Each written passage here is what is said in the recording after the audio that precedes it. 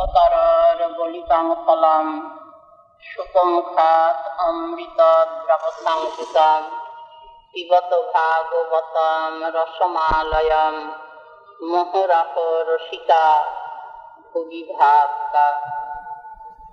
শ্রী গুরুপাদ পদ্মের করুণায়, গৌর ভক্তবৃন্দের করুণায়, সর্বোপরি আমাদের অধিষ্ঠাত্রী দেবী মায়ের করুণায় আমরা ভাগবতী কথা প্রসঙ্গে শুনলাম।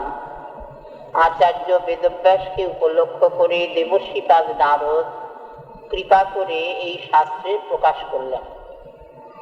তাহলে মূলে দেখা যাচ্ছে শ্রীমদ্ ভাগবত শাস্ত্রের প্রকাশ মানে ভগবানের কথার প্রকাশ, এটি কৃপা সাপেক্ষ।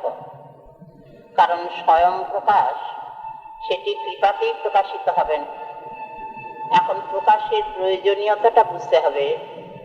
ওই যে বললেন যে লোকস্য আজানত বিদ্বান চক্রে শাশ্বত সংহিতা, মানুষ জানতো না যে এই যে দুঃখ পাচ্ছে অনাদিকাল থেকে জীব মায়া কবলিত হয়ে, এই দুঃখের যে নিরসন হতে পারে, দুঃখ ছেদন যে হতে পারে, দুঃখের যে বিনাশ হতে পারে, এটা মানুষ জানতো না। কি উপায়? দুঃখ কেউ চায় না, সবাই সুখ চায়, কিন্তু উপায় জানে না। জ্বালা হচ্ছে, জ্বালা নিবারণের উপায়টা কি এটা বোঝে না। সেই জন্য জীবের এই যে দুঃখ, এটা অনাদি কিন্তু অনন্ত নয়। ওই অনাদি মানে কবে থেকে আরম্ভ হয়েছে দুঃখ, যাতনা, শোক, ভয়, ক্ষুধা, তৃষ্ণা, জন্ম, মৃত্যু তো আছেই, এটা জানা নেই। কিন্তু এটা যে চিরকাল চলবে তা নয়, এটা অনন্ত নয়।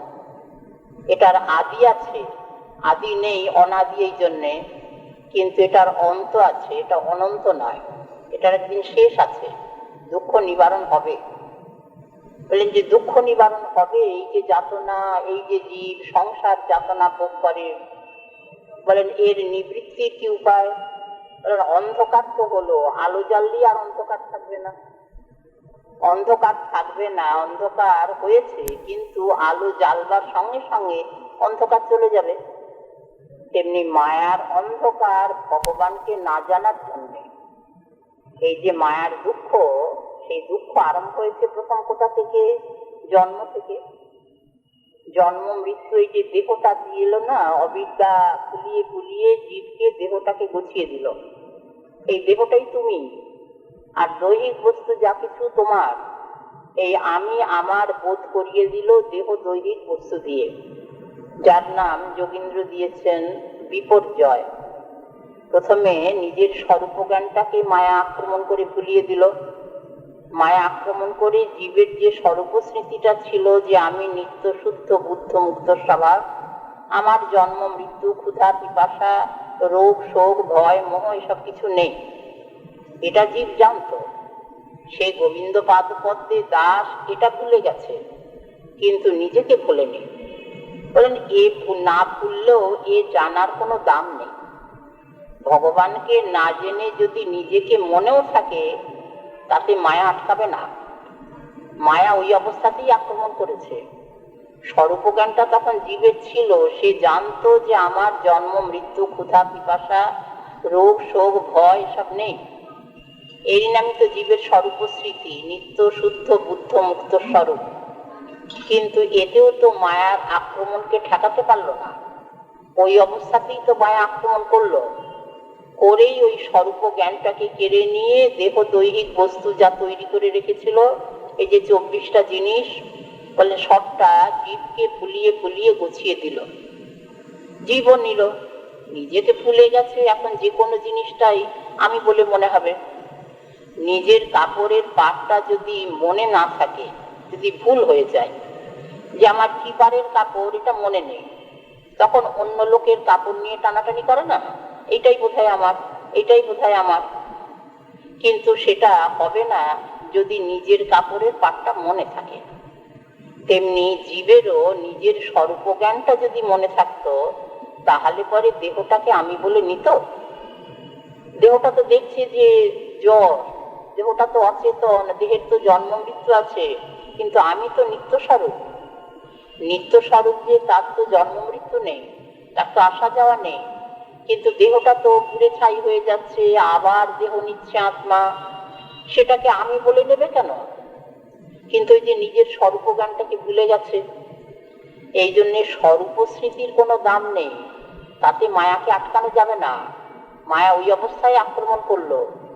তবে মায়ার দুঃখের হাত থেকে নিষ্কৃতি পাওয়ার একটা উপায়, সেটা গোবিন্দ জ্ঞান, হরিস্মৃতি। হরিস্মৃতি সর্ব বিপদ বিমোক্ষণম, এটা খুব বড় কথা নয়। ওই যে সর্ব বিপদ থেকে রক্ষা করে হরিস্মৃতি, এই যে ভক্ত কোনো দুঃখ পায় না, ভক্ত কোনো যাতনা পায় না। জগতে কত যাতনা, কত রকমের অশান্তি, ভক্ত বেশ আনন্দে থাকে। কি করে থাকে বলেন? সে কি কোনো ওই যে জড়ি পুটলি সব থাকে না, তাবিজ কবচ মাদুলি এইসব পড়েছে নাই? এইসব পড়লে গ্রহ শান্তি হয়, দুঃখের হাত থেকে নিষ্কৃতি হয়। মানুষ কত ধারণ করে, তাবিজ পড়লো, ওই মাদুলি পড়লো, বলে তাহলে মানে ভক্ত যে দুঃখ পাচ্ছে না, এসব কিছু নিয়েছে নাকি ভক্ত? বলেন যে ভক্তের একটাই তাবিজ, একটাই মাদুলি, সেটা হরিস্মরণ, ভগবানের স্মৃতি, সর্বদা অব্যর্থ কালোত্তম।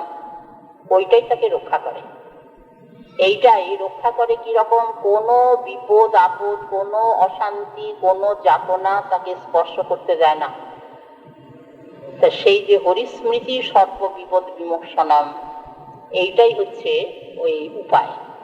আলো জ্বালা ছাড়া যেমন অন্ধকার দূর করার আর কোনো পথ নেই, তেমনি ভক্তের মানে হৃদয়েতে সর্বদা হরিস্মরণের আলো জ্বলে আছে। মায়ার যা কিছু সব কোনোটাই স্পর্শ করছে না। এই জন্য মহারাজ যুধিষ্ঠিরও অবাক হয়ে প্রশ্ন করেছিলেন দেবশ্রীপাদ নারদকে। যখন প্রহ্লাদ চরিত্র বর্ণন করছেন দেবশ্রীপাদ নারদ, দেখছেন যে কোনো কিছুতে প্রহ্লাদের মৃত্যু হচ্ছে না। জলের মধ্যে ডুবিয়ে দিল, মরল না, ডুবলো না। আবার আগুনের মধ্যে ফেলে দিল প্রহ্লাদকে, কোনো অগ্নি স্পর্শই হলো না, দেহটা পুড়লো না। হাতির পায়ের তলায় ফেলে দিল, পিষ্ট হলো না। এরকম বিষ দিল, বিষ অমৃত হয়ে গেল, বিষের কোনো ক্রিয়াই হলো না। তো মহারাজ যুধিষ্ঠির অবাক হয়ে প্রশ্ন করলেন যে কেন দেবশ্রীপাদ, হচ্ছে না কেন? প্রহ্লাদের গায়ে আগুন লাগছে না কেন? প্রহ্লাদকে জলে ডোবানো যাচ্ছে না কেন? প্রহ্লাদকে বিষ পান করে মেরে ফেলা গেল না কেন?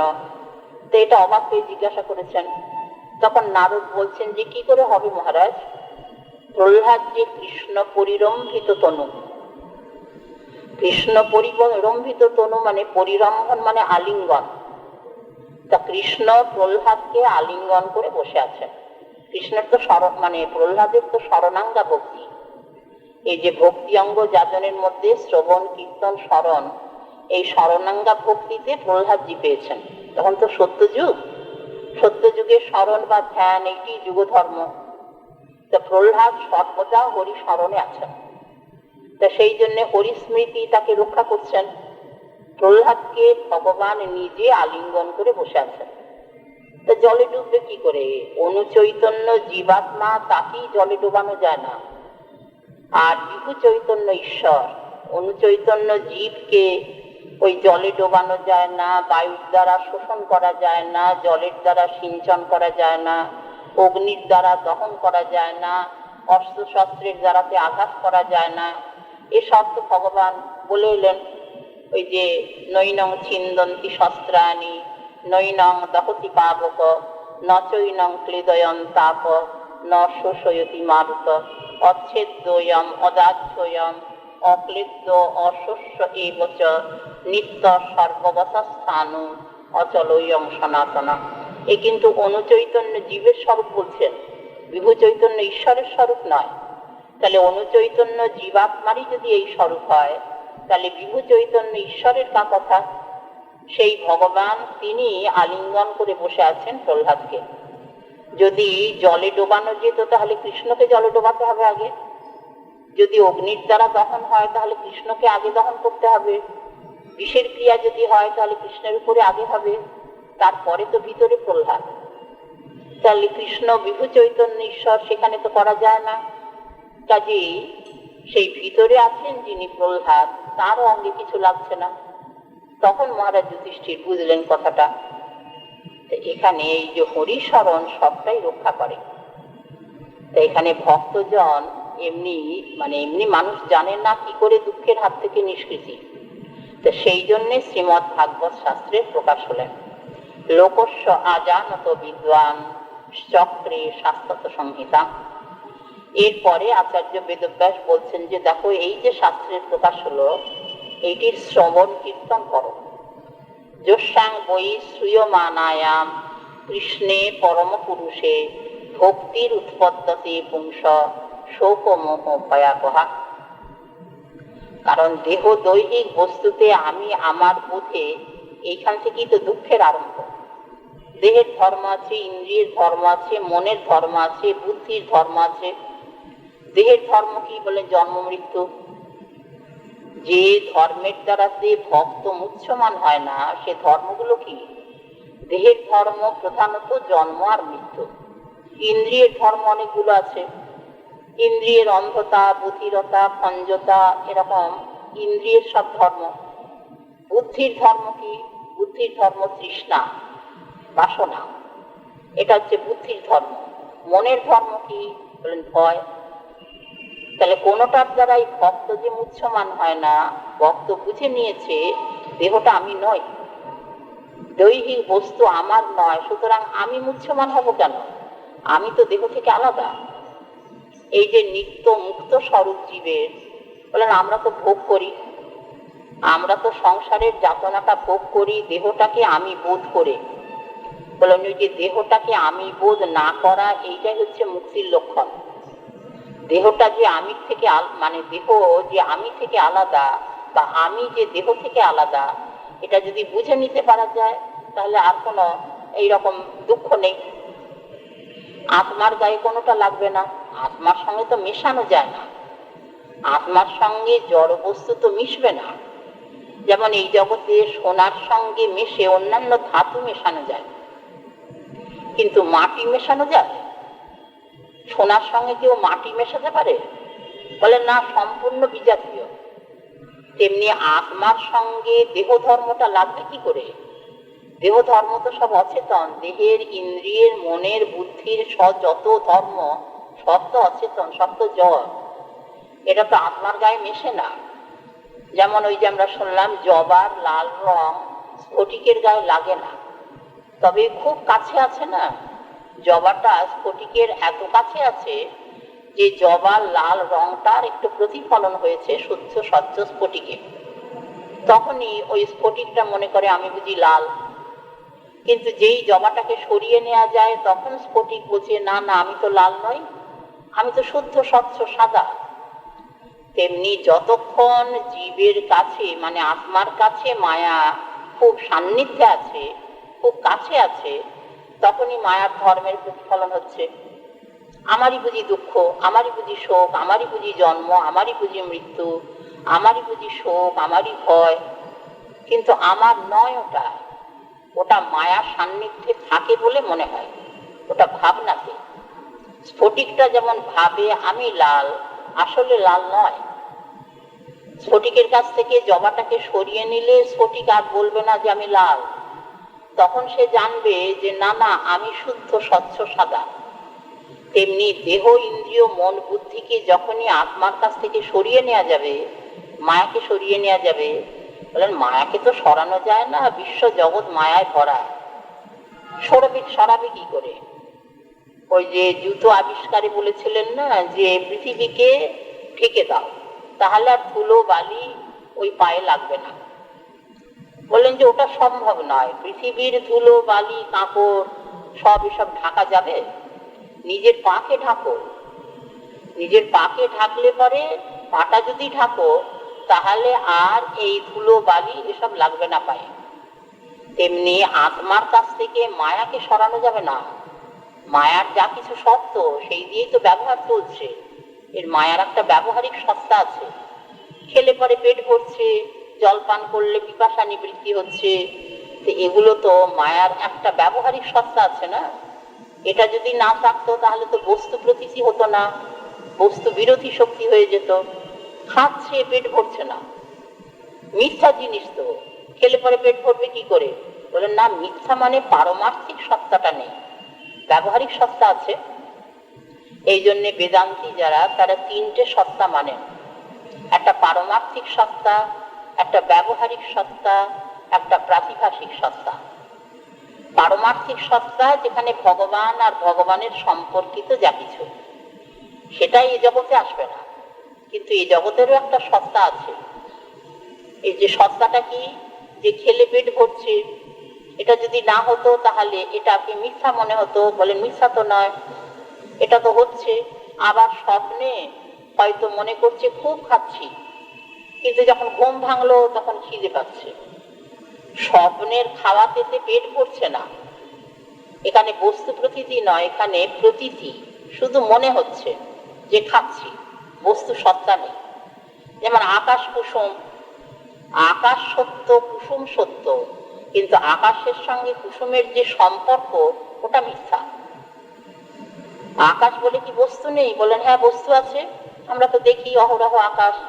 কুসুম এ তো সত্য আছে, কিন্তু আকাশ কুসুম পদটা যদি একসঙ্গে যোগ করে দেওয়া যায়, তার কোনো বস্তু সত্তা নেই। আকাশের সঙ্গে কুসুমের সম্বন্ধ হয় না, ওটা ভাবনাতে, ওটা এমনি কথায় আছে, শব্দ মাত্রে। তেমনি এখানে আত্মার সঙ্গে দেহ, ইন্দ্রিয়, মন, বুদ্ধির সম্পর্ক হয় না। জড় আর অচেতন, জড় মানে অচেতন, আর আত্মা চেতন, সম্বন্ধটা হবে কি করে, লাগবে কি করে? তা আত্মা আলাদা আর দেহটা আলাদা, এটা বুঝে নেওয়াটাই তো কাজ।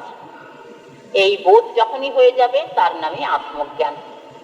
এই আত্মজ্ঞান হলে মায়া ছেড়ে দিল, কারণ গোবিন্দ জ্ঞানকে মায়া ভয় করে, মায়া অন্য জ্ঞানকে ভয় করে না, স্বরূপ জ্ঞানকে ভয় করছে না, ওই অবস্থায় মায়া আক্রমণ করেছে।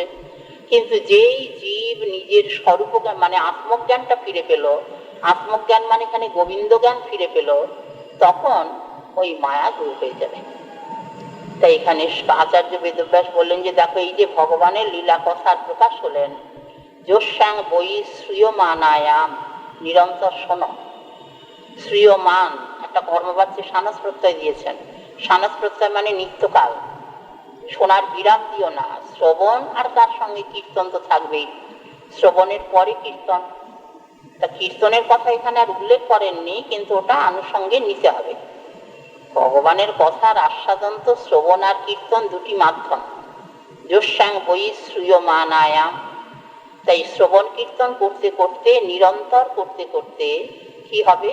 কৃষ্ণে পরম পুরুষে ভক্তির উৎপদ্যতে, পরম পুরুষ শ্রী গোবিন্দে ভক্তি লাভ হবে, ভালোবাসা হবে, রুচি হবে, তাতে উন্মুখতা জাগবে। বলে সবটা একই, যেই উন্মুখতা জাগলো তখনই রুচি, আর রুচি হলেই ভালোবাসতে ইচ্ছা করে। তাহলে এই গোবিন্দে প্রীতি, ভালোবাসা, এর নামই ভক্তি। বলে কোনো লাভ আছে? মানুষের গোবিন্দে প্রীতি, ভালোবাসা, ভক্তি, প্রেম এসব লাভ হলে মানে হলে পরে, কোনো যদি লাভ থাকতো তাহলে পরে মানুষ করত। বলে লাভ অনেক। ভগবানের যেই প্রীতি, ভালোবাসা হলো, ভক্তি হলো, রোগ, শোক, ভয়, শোক মহাপয়া, শোকাপহা, যোস্যাং বই শ্রীয়মানায়াম, কৃষ্ণে পরম পুরুষে ভক্তির উৎপদ্যতে পুংস শোক মোহ ভয়াপহা। যে শোক, মোহ, ভয়, ক্ষুধা, পিপাসা, জন্ম, মৃত্যু জীব দূর করতে পারছিল না, অনাদিকাল থেকে যে কষ্ট পাচ্ছে, সেটা চলে যাবে। এই যে অনন্ত নয়, অন্ত আছে। যদা হি মহাপুরুষ পুরুষ প্রসঙ্গ, দুঃখটা আরম্ভ হয়েছে জীবের অনাদিকাল থেকে, কিন্তু চিরকাল থাকবে না, এটার একটা নিষ্কৃতি আছে, নিবৃত্তি আছে। কখন? যদি সাধু মুখে কথা শুনতে শুনতে ভগবানের কথাতে রুচি জেগে যায়। এই রুচির নামই ভক্তি, রুচির নামই প্রেম, রুচির নামই উন্মুখতা। এই জন্যে ওই যে সাধু মুখে শুনবার কথা বললেন, তাই এখানে সাধু সঙ্গ, সাধু সঙ্গকে বলেছেন না যে তীর সঙ্গম। সাধু কৃপা, গুরু কৃপা, মহৎ কৃপা, বৈষ্ণব কৃপা, যে কৃপাতে শ্রীমৎ ভাগবত শাস্ত্রের প্রকাশ হলেন, সেই কৃপা বরাবর চলেছে। এই যে শ্রবণ কীর্তন, সেও কৃপা সাপেক্ষ। এরপরে রস আস্বাদন, সে তো কৃপার সাপেক্ষ বটে। আস্বাদন তো কৃপা ছাড়া হবেই না, শ্রবণ কীর্তনই কৃপা ছাড়া হয় না। আস্বাদন তো অনেক দূরের কথা, সেখানে তো কৃপা থাকবেই। কৃপা না হলে তো আস্বাদন হবে না। ওইটাই তীর সঙ্গম। প্রাকৃত জগতের একটা দৃষ্টান্ত দিয়েছেন মহাজন, যে দুটো ফুল নদীর জলের স্রোতে ভেসে চলেছে। ভাসছে ভাসছে, কতকাল থেকে ভাসছে কে জানে। কতকাল থেকে ভাসছে মানে অনাদি, দিনের হিসাব নেই। বলেন অনন্তকাল ভাসবে, চিরদিন ভাসবে? বলে যে না না, ওই ফুলটা যখন তীরে ঠেকে যায়, ভাসতে ভাসতে এক সময় দেখা গেল দুটো ফুল একটা ঘাটে ঠেকে গেল। তখন আর নদীর স্রোতে ভেসে যাচ্ছে না, তখন তার চলার বিরাম, আর ভাসবে না। তেমনি এখানে মানুষেরও সুখ দুঃখ দুটি ফুল প্রবাহে চলেছে। প্রবাহটা কিসের? বলেন কালের প্রবাহ। ওখানে যেমন নদীর প্রবাহ, জলের প্রবাহ, এখানে মানুষের জীবনে সুখ দুঃখ কালের প্রবাহে। কালই ঘটাচ্ছে, যখন সুখের সময় আসে সুখ, দুঃখের সময় এলে দুঃখ। ওই যে চক্রবৎ পরিবর্তনতে সুখা নিচ দুঃখা নিচ, চাকার মতো ঘুরছে। সুখ এসেছে বলে চিরদিন সুখ থাকবে তা নয়, দুঃখ এসেছে বলে চিরদিন দুঃখ থাকবে তা নয়। চাকা যখন উপর দিকে ওঠে তখন মনে করে আমি বোধহয় কোনোদিন নিচে যাব না, আর যে নিচে আছে সে মনে করে আমি আর কোনোদিন উপরে উঠতে পারবো না। তা নয়, চাকা ঘুরছে, চাকা ঘুরছে, ঘুরতে ঘুরতে উপরটা নিচে আসবে, নিচেটা উপরে যাবে। তেমনি সুখ দুঃখ মানুষের জীবনে পরিবর্তন হয়। সুখ আছে বলে চিরদিন সুখ, দুঃখ আছে বলে চিরদিন দুঃখ তা নয়। সুখের জায়গাতে দুঃখ এসে গেল, দুঃখের জায়গাতে সুখ এসে গেল। এই জন্যই তো দেবশ্রীপাদ নারদ যখন আচার্য বেদব্যাসের সঙ্গে কথা বলছেন, বলেছেন না যে আচার্য, সুখের জন্য মানুষের চেষ্টা করতে হবে না। আমরা তো সুখ পাওয়ার জন্য চেষ্টা করি, একটু সুখ কিসে হয় তার জন্য চেষ্টা করি। বললাম দরকার নেই, ওটা আপনি আসবে। আপনি আসবে কিরকম? বলেন যে দুঃখ যেমন আপনি আসে। ওই যে দেবশ্রীপাদ নারদের কথা আছে, তত্রৈব হেতু প্রজতে তো কৌবিদ নলভ্যতে যদ ভ্রমতাম উপর্যথ তল্লভ্যতে দুঃখবৎ উন্নত সুখম কালেন সর্বস্র গভীর রহসা। কালের প্রবাহে সুখ যদি পাওনা থাকে ঠিক আসবে, দুঃখ যদি পাওনা থাকে ঠিক সময় আসবে। দুঃখ পাবার জন্য তো মানুষ চেষ্টা করে না। ওগো দুঃখ তুমি কোথায় আসো, কাছো, আমার কাছে এসো আহ্বান করে? বললেন না, বরং এড়াতে চায়। কিন্তু যখন দুঃখ আসার কথা তখন ঠিক এসে যাই। তা সেই রকম সুখও যদি কপালে পাওনা থাকে, অদৃষ্টে পাওনা থাকে, আপনা থেকে আসবে। ওই চাইতে হবে না বা চেষ্টা করতে হবে না। দুঃখবৎ তল্লভ্যতে দুঃখবৎ উন্নত সুখম, দুঃখের মতো। তল্লভ্যতে মানে সুখং লভ্যতে, তৎ মানে এখানে সুখ। তাহলে সুখের জন্য মানুষের চেষ্টার দরকার নেই, ওটা আপনা থেকে আসবে কালের প্রবাহে। তাই সুখ দুঃখ দুটি ফুল মানুষের জীবনে চলেছে কালের প্রবাহে ভেসে ভেসে। যখন যেটি যেখানে লাগার কথা ঠিক এসে যায়। এই যে সুখ দুঃখের যেমন এই অবস্থা, যে সেই কালের প্রবাহে যে দুঃখ ভোগ হচ্ছে এটা চিরদিন থাকবে না, এটা নিবৃত্তি আছে যখন তীর সঙ্গম হবে। তীর সঙ্গম কি? সুখদেব বললেন যদা হি মহাপুরুষ পুরুষ প্রসঙ্গ, যখন মানুষের মহাপুরুষ মানে ভগবান, তার পুরুষ যারা মানে ভক্তজন, তাদের সঙ্গে যখন প্রসঙ্গ হবে। এই যে কপিল ভগবানের কথা আমরা শুনলাম, মানে শতাং প্রসঙ্গান মম বীর্য সম্বিদ ভবন্তি হৃৎকর্ণ রসায়না কথা তদ যোশনাদ আস্যপবর্গ বর্তমনি শ্রদ্ধা রতির ভক্তির অনুক্রমিষ্যতি। ধ্রুব বললেন ভগবানের কাছে যখন প্রার্থনা করলেন যে ভক্তিং মোহ প্রবহতাম তৈ মে প্রসঙ্গ ভূয়াৎ অনন্ত মহতাম অমলাশয়ানাম জেনাঞ্জস উল্লনমুরূপ বসনং ভবাভীম নিঃশ্বে ভবদ্গুণ কথা মৃতপানুমত্ত। আচার্য বলছেন সেই কথাই তো প্রকাশিত হয়েছে শ্রীমদ্ ভাগবতে। ধ্রুব যে কথা বললেন, ভক্তের চরণ প্রান্তে বসে বসে যেন তোমার কথা রস আস্বাদন করতে পারি, কপিল ভগবান যেমন বললেন, সাধু সঙ্গে হরি কথা, সাধুর শ্রীমুখে ভগবানের কথার উচ্চারণ, এইটি হৃৎকর্ণ রসায়ন, হৃদয় এবং কানে রোগ দূর করে, পুষ্টি দান করে। সেই কথাই তো শ্রীমদ্ ভাগবত শাস্ত্রে। তাহলে প্রকাশিত হলেন দেবশ্রীপাদ নারদের করুণায়, এইবারে আস্বাদন করো। আস্বাদন যদি না হয়, শোনো, শুধু কানে শোনো, কান পেতে রাখো, শ্রদ্ধা করে কানে গ্রহণ করো। কানকে অভ্যাস করাতে হবে, কানকে তৈরি করতে হবে। কানকে তৈরি করলেই কাজ হয়ে যাবে। কান তো প্রস্তুত হয়ে আছে বিষয় কথা শুনবার জন্য, সেই কানকে অভ্যাস করাও। অভ্যাস করাতে করাতে করাতে করাতে তখন কানের এমন একটা অবস্থা হবে, ভগবানের কথা, ভক্তের কথা ছাড়া অন্য কথা নিতে চাইবে না। জিহ্বাকে অভ্যাস করাতে হবে, অভ্যাসেতে কাজ হয় না। এই জন্য মহাজন বললেন যে বাবা, এতদিন তো হরিভজন করনি, এখন থেকে অভ্যাস করো, এখন থেকে চেষ্টা করো, এখনো অভ্যাস করো, আগে করিনি। বলেন যে দরকার নেই, আগে যখন করনি সে কথা ভেবে তো লাভ নেই, সেদিন তো আর ফিরে আসবে না। জীবনে কতগুলো দিন চলে গেল, বৃথা চলে গেছে, হরিভজন হয়নি, শ্রবণ কীর্তন হয়নি। এখন যদি আক্ষেপ করো বসে বসে, সেই দিনগুলোকে আর ফিরে পাবে? পাবে না। তখন কানের শ্রবণ শক্তির প্রখরতা ছিল, জিহ্বার উচ্চারণের প্রখরতা ছিল, ইচ্ছা করলে অনেকক্ষণ শুনতে পারতে, অনেকক্ষণ নাম করতে পারতে, কিন্তু সেটা হারিয়ে গেছে, সীমিত হয়ে গেছে, শক্তি কমে গেছে। এখন তো আক্ষেপ করে লাভ নেই, এখন যা আছে তার সামালতা, যা গেছে তা গেছে, তা যা আছে তার সামালতা। যেগুলো চলে গেছে সেগুলো পেয়ে তো লাভ নেই, মানে ভেবে তো লাভ নেই। তা যেটা এখন রয়েছে হাতে তাই নিয়ে ভাবনা করো। এখনই তো মরে যাচ্ছি না, এখন তো আসেনি মৃত্যু, যখন আসবে তখন তো কিছু করা যাবে না। তা যে কটা দিন জীবন আছে সেই কটা দিন অভ্যাস করো। আজকে এখনই সংকল্প করো যে আজকে থেকে ভগবানের কথা ছাড়া, ভক্তের কথা ছাড়া অন্য কিছু শুনবো না। কানকে এইভাবে তৈরি করো, জিহ্বাকেও সেইভাবে তৈরি করো যে তার কথা, ভক্তের কথা ছাড়া অন্য কিছু বলবো না। এই অভ্যাস, ভগবানও বলেছেন অভ্যাস যোগ। তো মহাজন তাই বললেন এখনো অভ্যাস করো। বলে কি অভ্যাস করবে?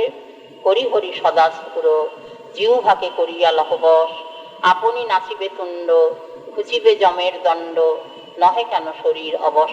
প্রেমানন্দ কহে এই, মরিল না মরে সেই, কৃষ্ণ কৃষ্ণ সদা যার মুখে, কোথাকার কর্মবন্ধ, প্রেমে মত্ত সদানন্দ, গতায়াত মাত্র নিজ সুখে। এই অভ্যাস করতে হবে, কানকে অভ্যাস করাতে হবে, জিহ্বাকে অভ্যাস করাতে হবে, তার সঙ্গে সঙ্গে মনের অভ্যাসটাও হয়ে যাবে। কারণ মন তো ইন্দ্রিয়ের পথে যাওয়া আসা করে, সমনস্ক ইন্দ্রিয় না হলে ইন্দ্রিয় বিষয় নিতে পারে না। কাজে মন যদি ইন্দ্রিয়ের সঙ্গে যুক্ত থাকে, মনের অভ্যাস হয়ে যাবে। তাই যোস্যাং বৈ শ্রূয়মানায়াম কৃষ্ণে পরম পুরুষে, ভক্তির উৎপদ্যতে পুংস শোক মোহ ভয়াবহা। এই জন্যে সৃষ্টির মধ্যে ভগবান জীবকে আনলেন। জীবকে শাস্তি দেওয়া এই যে মায়া, এটা ঠিক দণ্ড নয়, এটা ভগবানকে উন্মুখ করা। এই দেহ ইন্দ্রিয় যদি জীব না পেত, এটা বাইরে থেকে মনে হচ্ছে দণ্ড। মায়াকেও ভগবান বললেন যে জীবকে একটু একটু শাস্তি দাও। শাস্তিটা কি দিলেন? মায়া ওই দেহ ইন্দ্রিয়টা চাপিয়ে দিলেন, দেহটাকে আমি বোধ করিয়ে দিল, আর দৈহিক বস্তুকে আমার বোধ করিয়ে দিল। বললেন একটা উপকারিতা আছে। উপকারিতা আছে কি? ওই যে দণ্ড দাও যাতে করে তার আমার তাৎপর্যে উন্মুখতা জাগে, আমাতে রুচি জাগে, আমার কাছে আবার ফিরে আসে। এইটাই তো ভগবানের উদ্দেশ্য, মায়াকে দিয়ে শাস্তি দেওয়াটা। মায়া দেহ ইন্দ্রিয় মন বুদ্ধি দিয়ে দিল, এটা শাস্তি হলো? বলে শাস্তি তো মনে হয় আমাদের দেহ ইন্দ্রিয় নিয়ে তো যত যন্ত্রণা। শাস্তি ঠিক নয়, এটা আপাতত দণ্ড, কিন্তু আসলে ওই যে ভগবান বলেছেন উন্মুখতা জাগবে, আমার কাছে ফিরে আসবে। এই দেহ ইন্দ্রিয় যদি না পেত তাহলে শ্রবণ কীর্তন তো হতো না। শ্রবণ কীর্তন করে করেই তো রুচি জাগবে। তাহলে রুচিটা জাগবে কি করে? বলেন তাহলে মায়া উপকার করেছে? বলেন হ্যাঁ, মায়া উপকার করেছে। কারণ মায়ারও তো চেষ্টা থাকে না যে প্রভুর পাদপদ্ম জীব ভজুক। মায়া ভক্তি ভগবানের, সেও চায় যে জীব ভগবানের পাদপদ্মে বিমুখ হয়ে থাকবে। এটাকে জীবের সাজে, সে গোবিন্দের দাস, সে ভগবানের চরণে উন্মুখ হোক। কিন্তু বাইরে একটু আঘাত না পেলে তো ফিরবে না। আঘাত পাওয়ার জন্যে, এই জন্যে শাস্ত্রের কঠোর বাণী, সাধু মহাজনের কঠোর বাণী। এত কঠোর কথা করে কন কেন? বলেন যে ওই উপকার করেন, উপকার করেন। এই যে কর্কশ কথা বলে আঘাত দিয়ে দিয়ে আঘাতে আঘাতে করো মহান উদার। মহাজন বলেছেন না, আঘাত দিয়ে দিয়ে করো। সোনাকে যখন খাঁটি করা হয়, ওই ঘষা হয়, ঘষতে ঘষতে ঘষতে ঘষতে সোনার ঔজ্জ্বল্য বাড়ে, সোনার খাদ ময়লা মাটি দূর হয়, সোনা খাঁটি হয়। তা ঘষাতে একটা আঘাত লাগে না? আঘাত লাগে, কিন্তু ওই আঘাতটা দরকার, সোনার ঔজ্জ্বল্যটা তাহলে বাড়বে না। যে কোনো জিনিস পরিষ্কার করতে গেলে ঘষতে হয়, ঘষতে হয় মানে আঘাত হয়। এই মেঝে যখন ভালো করে পরিষ্কার হয় তখন কত রকমের ঘষা হয় না, ঘষে ঘষে ঘষে ঘষে এটা তত ঔজ্জ্বল্য বাড়ে। তেমনি চিত্তও তাই, চিত্তটা তো পাষাণ, সেটাকে ঘষতে হবে। সেই ঘষার নামই হচ্ছে পুনঃ পুনঃ আঘাত করা। এই আঘাত কি দিয়ে হবে? বলেন শাস্ত্রের দ্বারা, মহাজনের বাক্যর দ্বারা। তা সেই জন্য আমাদের শাস্ত্র কথা মিষ্টি লাগে না, তেতো লাগে। ওই আঘাত করার কথা কি না, ছুরি যখন বসানো যায় বুকে, একটা বিষ ফোড়াকে ওই অস্ত্রোপচার করতে হবে, ছুরিখানা ধারালো চাই। ছুরিখানা যদি ভোঁতা হয় বলেন তাহলে আর আঘাত লাগবে না, বলেন তাতে কাজ হবে না, তাতে ভিতরের যত কিছু দূষিত পদার্থটা বার করা যাবে না। ছুরি যত ধারালো হবে ততই ওই জিনিসগুলোকে বার করা যাবে, ততই রোগটা দূর হবে, ততই রোগের উপশম হবে, ততই রোগী সুস্থ হবে। তাই এখানে কথা তীব্র হওয়া দরকার। হিত কথা মনোহারী হয় না, হিত কথা যেটা সেটা মনোহারী হয় না। মহাকবি ভারবীর কথা, হিতং মনোহারী চ দুর্লভং বচ। যেটা উপকারী কথা সেটা কর্কশ হয়, কঠোর হয়। এই যে শাস্ত্র বাক্য কঠোর, গুরু বাক্য কঠোর, আঘাত করে করে কথা বলেন, এটা শিক্ষার জন্য। তাই এখানে যদাহি মহাপুরুষ পুরুষ প্রসঙ্গ, আচার্য বলছেন যে কথা তো প্রকাশিত হয়ে থাকলেন, এইবার শোনো, শুনলে পরেই কাজ হবে। কৃষ্ণে পরম পুরুষে ভক্তির উৎপদ্যতে পুংস, তখনই ওই শোক ও মোহ ভয়াবহ। জানি আমরা যন্ত্রণা পাই, জানি আমাদের এই সংসারে যাতনা জ্বালা, বলেন এই জ্বালার মাত্রা যত বাড়বে সংসারে আসক্তি তত কমবে, সংসারে আসক্তি যত কমবে বুঝতে হবে ভগবানে আসক্তিটা বাড়ছে। ভগবানে আসক্তি না বাড়লে পরে সংসারের আসক্তিটা কমে না। তো সেটাই সংসারের দুঃখ পেয়ে পেয়ে, ওই আঘাত পেয়ে পেয়ে খাঁটি হয়ে তবে। এখন এরপরেই শ্রীমদ্ ভাগবত শাস্ত্রের যে প্রকাশ হলেন তার মহিমা বলছেন শুকদেব, যখন কথা সমাপ্তি করছেন, প্রায় শেষ, দ্বাদশ স্কন্ধের শেষে। প্রথমেই আরম্ভ করেছেন শ্রীমদ্ ভাগবত শাস্ত্রের মহিমা প্রসঙ্গ, আর শেষে যখন সমাপ্তি করছেন তখনও সেই একই কথা। কারণ উপক্রম আর উপসংহার, এই শাস্ত্রের একটা জিনিস আছে, যা দিয়ে কথার আরম্ভ হলো তাই দিয়ে কথার শেষ। এই যে যখন কেউ কথা বলেন বক্তারা, তখনও প্রথম কথা থেকে শেষ কথা শুনতে হয়। প্রথম যে কথা আরম্ভ হয়েছে সেইটাই শেষ কথা, কাজে শেষে সেইটি মন্তব্য করেন। উপক্রম আর উপসংহার যদি ঠিক না থাকে তাহলে কথার দাম হলো না। একটা দিয়ে কথা আরম্ভ হয়েছে আর কথা কইতে কইতে যদি অন্য কথায় শেষ করে তাহলে কথার মর্যাদা হলো না। কথা শেষ করতে হবে প্রথম যে আরম্ভ করা হয়েছে ওই কথা দিয়ে। তা এর নাম উপক্রম আর উপসংহার। বলে শ্রীমদ্ ভাগবত শাস্ত্র তো মহাপুরাণ, পারমহংস সংহিতা, সুতরাং সেইখানে উপক্রম উপসংহার তো ঠিক থাকবে।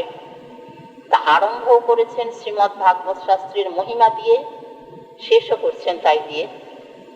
এখানে শুকদেব সংক্ষেপে বললেন, প্রথমে যে আচার্য বেদব্যাস শ্রীমদ্ ভাগবত শাস্ত্রের মহিমা বলেছেন একটু বিস্তার করে, শেষে যখন উপসংহার করছেন তখন একটু সংক্ষেপে বললেন শ্রীমদ্ ভাগবত শাস্ত্রের মহিমা কেমন জানেন মহারাজ?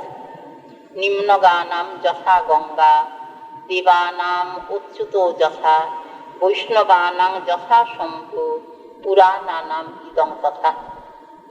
যে জন্যে 17খানি পুরাণ প্রকাশের পরেও আচার্য বেদব্যাসের মনে বিষাদ। তাহলে কোন পুরাণ এই বিষাদ দূর করলেন?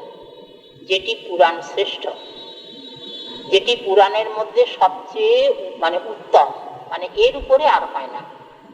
সেটি কি বললেন? যে নিম্নগানাম যথা গঙ্গা।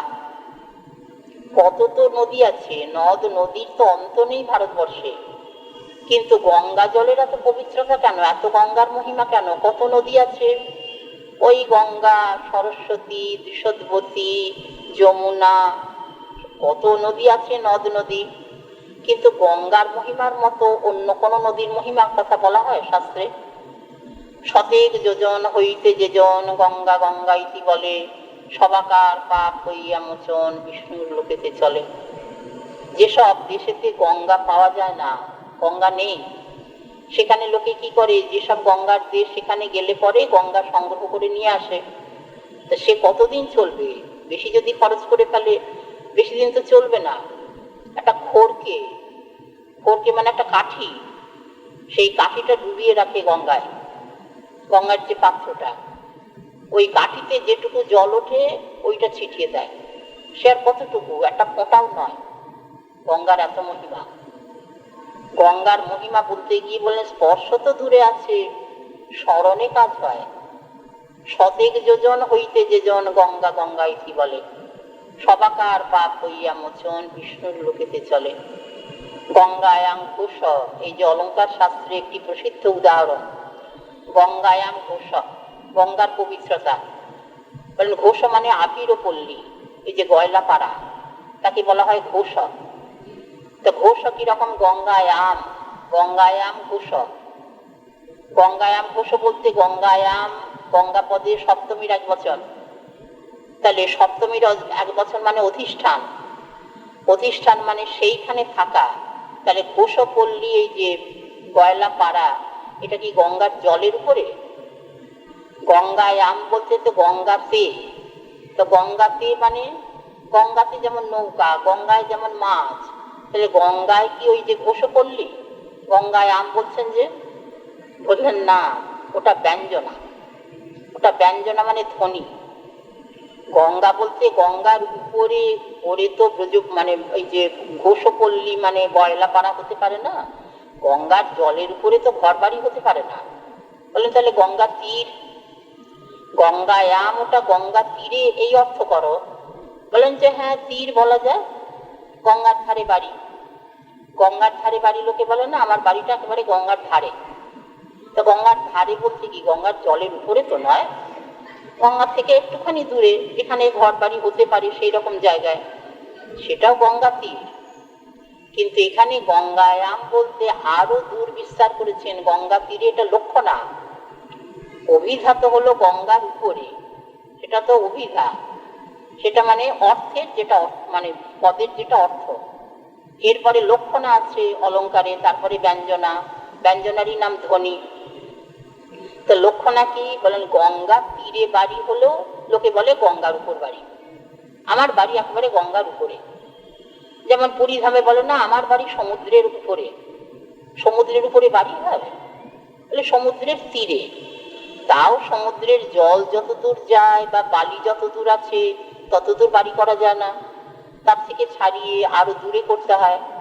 তাহলে সমুদ্র থেকে অনেকটা দূরে সরে গেল। গঙ্গাতেও তাই, খানিকটা দূরেই বাড়ি ঘর হয়। এটা লক্ষ্য না, গঙ্গা তীরে ঘোষা। মহাজন বলছেন যে না, এর উপরেও কথা আছে। এর উপরে কি? বলেন গঙ্গায়াম ঘোষ, গঙ্গার উপরে যে ঘোষপল্লী এই যে গয়লা পাড়া, সেটা কত দূর পর্যন্ত যাবে? বলেন 30 মাইল। গঙ্গা থেকে 30 মাইল দূরে যেসব ঘর বাড়ি, তারাও বলবে আমরা গঙ্গার উপরে বাস করি, গঙ্গার উপরে আমাদের বাড়ি। গঙ্গার বাতাস যতদূর যাবে ততদূর গঙ্গা তীর। তাহলে এই যে গঙ্গার মহিমা, এরকম অন্য কোনো নদীর আছে? অন্য কোনো নদ নদীর নেই। তাই এখানে শুকদেব উপমা দেবার সময় নিলেন যে নিম্নগা নাম যথা গঙ্গা। নিম্নগা মানে নদী, নিচ দিকে গতি বলে তাকে বলা হয় নিম্নগা। জলের গতি তো নিচ দিকেই, জল গড়িয়ে যায় নিচের দিকে। তো এর মধ্যে যেমন গঙ্গার মহিমা শ্রেষ্ঠত্ব, দেবানাম অচ্যুত যথা। যত দেব দেবী আছেন, হিন্দুদের কত দেব দেবী, কত নাম করে আর বলা যাবে না, তো কত দেব দেবী বলেন, তার মধ্যে বিষ্ণু ভগবান, অচ্যুত ভগবান যেমন সর্বশ্রেষ্ঠ। যেটি ভৃগুমুনি পরীক্ষা করেছিলেন ব্রহ্মা বিষ্ণু মহেশ্বর। তাহলে বিষ্ণু ভগবান ভজতে হয় তো হরি ভজব, সেই হরি ভজনেতেই সুখ। হরিং বিনা মৃতিং নৈব তরন্তি, হরি ভজন ছাড়া মৃত্যু নিবারণ হবে না। গোবিন্দান মৃত্যুর বিভেতি। দেবকী মা স্তুতি প্রসঙ্গে বললেন যে তৎপাদাব্জং প্রাপ্য যদৃচ্ছয়াদ্য সুস্থস্যেতে মৃত্যুরস্মাদ হইতি জনার্দনাৎ মৃত্যুর বিভেতি। ভগবান জন্মলীলায়, ভগবানের জন্মলীলায় শুকদেব যখন জন্মলীলা বর্ণন করছেন তখন আরো অন্য নাম করতে পারতেন। যখন ভগবান দেবকী মায়ের কাছে আবির্ভূত হলেন তখন শুকদেবের কি অন্য নাম জানা ছিল না? বলেন কত নাম ভগবানের, শুকদেব সব নামই জানেন, কিন্তু সেখানেও বললেন জনার্দন। দেবক্যাং দেবরূপিণ্যা বিষ্ণু সর্বগুহাশয় আবিরাশি দেবী সরস্বতী ব্যাসন তত জয়মুদীরয়ে নিগম কল্পতরর গলিকাং ফলম শুকম খাতমৃত দ্রব সংযুতম পিবত ভাগবতম রসমালয়ম মোহরাহ রসিকা ভুবি ভাবুকা। শ্রী গুরুপাদ পদ্মের করুণায়, গৌর ভক্তবৃন্দের করুণায়, সর্বোপরি আমাদের মা জননীর করুণায় আমরা ভাগবতী কথা প্রসঙ্গে শুনছিলাম শ্রীমদ্ ভাগবত শাস্ত্রের মহিমা, যেটি আচার্য বেদব্যাস নিজ মুখে উচ্চারণ করেছেন। অবশ্য স্বয়ং প্রকাশ, কিন্তু উপলক্ষ তো বেদব্যাস। তা তিনি বলছেন যে এই যে গলিতং ফলম, সুসিদ্ধান্তিত শাস্ত্র, ফল তো বৃক্ষের, তা বেদ শাস্ত্র তাকে বলেছেন শুধু বৃক্ষ নয়, কল্প বৃক্ষ। নিগম কল্পতরুর গলিতং ফলম, বলেন কল্পতরু আর এমনি তরু তফাৎ আছে? কল্প বৃক্ষ আর এমনি বৃক্ষ তফাৎ আছে? বলেন হ্যাঁ আছে। যেমন বৃক্ষের একটা নিজস্ব ফল তো আছে, সেইটি সেই ফলই সে দেবে। আম গাছ থেকে অন্য ফল পাওয়া যাবে না, আম গাছ থেকে আম ফলই পাওয়া যাবে। কিন্তু ওই আম গাছটা যদি কল্পবৃক্ষ হয় তাহলে যে কোনো ফল দিতে পারে। সেই জন্যে কল্পতরু বলা হচ্ছে বেদ শাস্ত্রকে, যে কোনো ফল দিতে পারে। বলে যে কোনো ফল বলতে কি বোঝায়? বলেন আমরা যা চাই, ফল মানে তো প্রয়োজন, ফল মানে প্রয়োজন। আমাদের প্রয়োজনে আমরা বৈদিক ক্রিয়াকর্ম করি না। যদি কেউ পুত্র চায়, পুত্রেষ্টি যজ্ঞ করবে, সেও বেদের বিধান।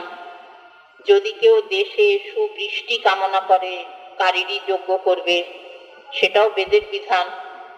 যদি কেউ আয়ু চায়, দীর্ঘ পরমায়ু, সেই রকম যাগযজ্ঞ করবে। যদি যশ চায়, পুত্র চায়, অর্থ চায়, স্বর্গ চায়, সেরকম যজ্ঞ করবে। সমযাগ করবে যদি কেউ ওই যে স্বর্গ চায়, স্বর্গকাম সমযাগে ন যজেত, এই বেদ বিধি দিলেন, বিধান দিলেন। কাজে মানুষ যে ফল চায়, আয়ু, যশ, আরোগ্য, পুত্র, অর্থ, স্বর্গ, সব বেদ দিতে পারে, যে কোনো ফল। তবু তার একটা নিজস্ব ফল তো থাকবে। যেমন আম গাছটা যদি কল্পবৃক্ষ হয়, যে কোনো ফল দিতে পারে, কিন্তু আম তার নিজস্ব ফল। সেই জন্য এখানে বেদ শাস্ত্র যে কোনো ফল দিতে পারেন, কিন্তু তার একটা নিজস্ব ফল আছে। সেটি কি? বলেন গোবিন্দ ভজন। এই যে বিধান, বলেন কোথায় প্রমাণ? বেদ মন্ত্রে সেরকম সোজাসুজি বলা নেই, বলেন ওই ঘুরিয়ে বলা আছে। ঘুরিয়ে বলা আছে, যেমন আমরা শুনলাম না যে শিশুকে ওই ওষুধ খাওয়ানোর জন্য মা ফলের লোভ দেখান। সেই রকম শ্রুতি মাতা তিনিও জীব সন্তানকে এই ফলের লোভ দেখিয়েছেন। ওটা উদ্দেশ্য নয়। মায়ের যেমন উদ্দেশ্য শিশুর রোগটাকে ভালো করা, কিন্তু সে তো ওই ফল ছাড়া নেবে না ওষুধ। সেই জন্য তাকে ওই রকম করে বলতে হয় যে বাবা এটা খেয়ে নাও, তোমায় নাড়ু দেবো, পয়সা দেবো, খেলনা দেবো। কিন্তু উদ্দেশ্য কি? বলেন জ্বরটা সারানো। জ্বর সারাতে গেলে ওষুধ খাওয়াতে হবে। তো সেই রকম এখানেও জীবের যে একটা মহাব্যাধি, দুরারোগ্য ব্যাধি, সে কিছুতে ভালো হয় না। সেটি হচ্ছে মায়া রোগ, এই যে সংসার আসক্তি। এটিকে দূর করবার জন্যে বলেন অন্য কিছু দিয়ে হবে না। আয়ু, যশ, আরোগ্য, পুত্র, অর্থ, স্বর্গ কিছু দিয়ে এই মায়া রোগ যাবে না। তবে এটা দেখাতে হয় কেন? তা না হলে জীবের ধর্মে প্রবৃত্তি হবে না। কিন্তু শ্রুতি মা তো তিনি হিতৈষিণী, তিনি চান কি জীবের রোগটা ভালো হোক। বলে সেটার উদ্দেশ্য কি? বলে সেটা একটু ঘুরিয়ে বললেন যে বাবা গোবিন্দ খোঁজলে তোমার এই রোগের হাত থেকে নিষ্কৃতি। হরিং বিনা মৃতিং নৈব তরন্তি। হরিপাদ পদ্মের ভজন ছাড়া মরণকে অতিক্রম করা যাবে না। তাহলে সেইটা উদ্দেশ্য, কিন্তু সোজাসুজি বলতে পারেননি। বলেন কোথায় সোজাসুজি বলা আছে? ভগবান নিজে বললেন। ভগবান গীতা বাক্যে ৫ম অধ্যায়ে পুরুষোত্তম যোগ প্রসঙ্গে স্পষ্ট করে বললেন না যে অর্জুন, বেদৈশ্চ সর্বৈর অহমেব বেদ্য বেদান্তকৃত বেদ বিদেব চাহম। সকল বেদ, সকল মন্ত্র, সকল যজ্ঞ আমাকেই প্রতিপাদন করছে। আমি বেদান্তকৃত, আমি বেদবিদ। তাহলে এইটি বেদের মূল, বেদের মূল সূত্র সেইখানে। তো বলেন যে এটি শুধু ভগবানের বাক্য শুনলে তো হবে না, ভক্ত বাক্য শুনতে হবে। কারণ ভগবানের বাক্য ভেঙে যায়, ভগবানের প্রতিজ্ঞা টলে যায়। ভগবানের বাক্য নেওয়া যাবে কখন? যখন ভক্ত বাক্যের দ্বারাতে অনুমোদিত হবে। বলেন হ্যাঁ, ভক্ত বলেছেন। সকল বেদের মূল প্রতিপাদ্য বস্তু যে ভগবান, এটা তো ভক্ত বলেছেন। শুকদেবের বাক্য আছে না, নারায়ণ পরা বেদা, নারায়ণ পরা মখা, নারায়ণ পরা যোগা, নারায়ণ পরা ক্রিয়া, নারায়ণ পরং জ্ঞানম, নারায়ণ পরং তপ, নারায়ণ পর ধর্ম, নারায়ণ পরাগতি। তাহলে সেই জন্যে এখানে নিজস্ব ফল কি? বলেন গোবিন্দ পাদপদ্ম ভজন। এইটি তো শ্রীমৎ ভাগবত শাস্ত্রে বলা আছে যে ভগবানের কথা কানে শোনা, জিহ্বায় উচ্চারণ করা, মনে স্মরণ করা, এইটির নামই তো ভজন। তো সেইটি তো শ্রীমৎ ভাগবত শাস্ত্র বলতে বসেছেন। এই জন্যে শ্রীমৎ ভাগবত শাস্ত্রকে বলা হয়েছে নিজস্ব ফল। এখন ফল বললে একটু দোষ পড়ে যায়। একটু দোষ ঠিক নয়, তবে মানুষের মনে সংশয় হবে, তাহলে শ্রীমৎ ভাগবত শাস্ত্র অনুশীলন তো, আস্বাদন তো, কিছু বাদ দিয়ে একটু সার অংশটা নেব। ফলের যেমন সার অংশ নেওয়া হয়, ফলের কিছু ত্যায্য বস্তু আছে। একটা আম বাজার থেকে কিনে এনে ভোগ লাগানো যায় না, সংস্কার করতে হয়। সংস্কার কি? খোসা, আটি এগুলো বাদ দিতে হয়। খোসা তো দেওয়া যাবেই না, আটিও শক্ত অংশ ঠিক ঠাকুরের ভোগে লাগে না। ওই যে শ্বাস, সেইটা দেওয়া হয়, কোমল অংশটা। তেমনি এখানে যদি শ্রীমৎ ভাগবত শাস্ত্রকে আচার্য শুধু ফল বলেন, তাহলে মানুষের মনে একটু সন্দেহ জাগবে। ভাগবত শাস্ত্র ফল, তাহলে কিছু বাদ দিয়ে আস্বাদন করি। কিছু ত্যায্য অংশ আছে, ওই আটি খোসার মতো। এই জন্যে আচার্য জীবকে বলছেন যে দেখো, এর সবটাই আস্বাদ্য, এর সবটাই আস্বাদ্য, ফলের মতো ত্যায্য অংশ নেই, কিছু বাদ দেবার নেই। বলেন এটা বোঝা যাচ্ছে কি করে? এই জন্য পরে বললেন রস পিবত ভাগবত রসম আলয়ম মোহরহ রসিকা খুবই ভাবুকা। ফল বলতেই তো বেদ শাস্ত্রের সার বস্তুটা বোঝা হয়ে গেল, কিন্তু আবার রস বলার দরকার ছিল না। ওই যে জীবের মনে একটুখানি সন্দেহ জাগবে, ফলের যেমন কিছু বাদ দিয়ে আস্বাদন করতে হয়, তাহলে শ্রীমৎ ভাগবত শাস্ত্র যখন ফল, তখন তারও কিছু বাদ দিয়ে আস্বাদন করি। আচার্য বলছেন যে না না, বাদ দেবার কিছু নেই, সবটাই রস, সবটাই আস্বাদ্য, সবটাই মিষ্টি। ওই যে শ্রীধর স্বামীপাদ একটা উপমা দিয়েছেন না, শর্করা পুত্তলিকা বধ, চিনির পুতুল। চিনির পুতুলের কোনো অংশ বাদ যায় না, সবটাই খায় ছেলেরা। সে জুতো, জামা, ছড়ি, ঘড়ি কোনোটাই ত্যায্য নয়। তেমনি শ্রীমদ্ ভাগবত শাস্ত্রের কোনো অংশ ত্যাগ করা যাবে না, সবটাই মিষ্টি। যেখানটায় আস্বাদন করা যাবে সেইখানেই মিষ্টি। এই জন্যই তো দেবর্ষিপাদ নারদ কৃপা করে বলে গেলেন না যে আচার্য তুমি এমন একখানি শাস্ত্র প্রকাশ করো যাতে পদে পদে কৃষ্ণ কথা। তাহলে পদে পদে যদি কৃষ্ণ কথা হয়, কোন কথা বাদ দেবে? কোনোটাই বাদ দেওয়া যাবে না।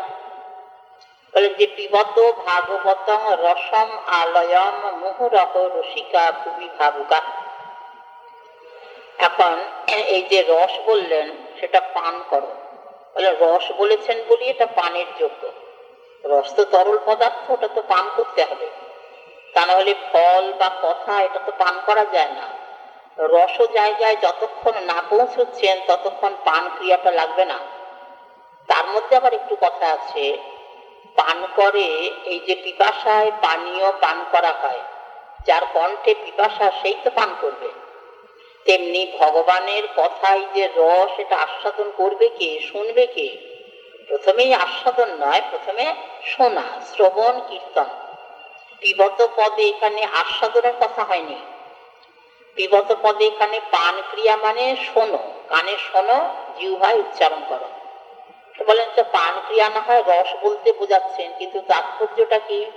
বলেন পিপাসা নিয়ে শোনো, পিপাসা নিয়ে কীর্তন করো, পিপাসা নিয়ে স্মরণ করো, তাহলে মিষ্টি লাগবে। জল এমনি এমনি খেলে খাওয়ার প্রয়োজন নেই, পিপাসা জাগেনি, জল খাবো কেন? কিন্তু যখন পিপাসা কণ্ঠে, তখন কোথায় একটু জল পাই, কোথায় একটু জল পাই মানুষ অনুসন্ধান করে না? তেমনি এখানে পিপাসা যদি থাকে, এই পিপাসার নামই ভক্তি, এই পিপাসার নামই প্রেম। কারণ পিপাসা হচ্ছে পানীয় গ্রহণের অভাব, তেমনি ভগবানের রস আস্বাদনের অভাব, সেইটি হচ্ছে ভক্তি। ভক্তি হলে পরেই তবে তো মনে হবে কিছু হলো না, কিছু হলো না, আরো চাই, আরো চাই। যতই আস্বাদন করছে ততই মনে হচ্ছে যে কথা কিছু তো শোনা হলো না, নাম কিছু তো করা হলো না, আরো যদি করতে পারতাম। তার মানে অভাবটা জেগে আছে, এই অভাবের নামই ভক্তি। আর যদি মনে হয় যে না সম্পূর্ণ হয়ে গেছে, যেমন মনে হয় জল খেয়ে যদি পিপাসা নিবারণ হয়ে গেছে, আর একটুও পিপাসা নেই, তখন আর জলের প্রয়োজন থাকবে না। তেমনি ভগবানের কথারও প্রয়োজন থাকবে না যদি অভাবটা জেগে না থাকে।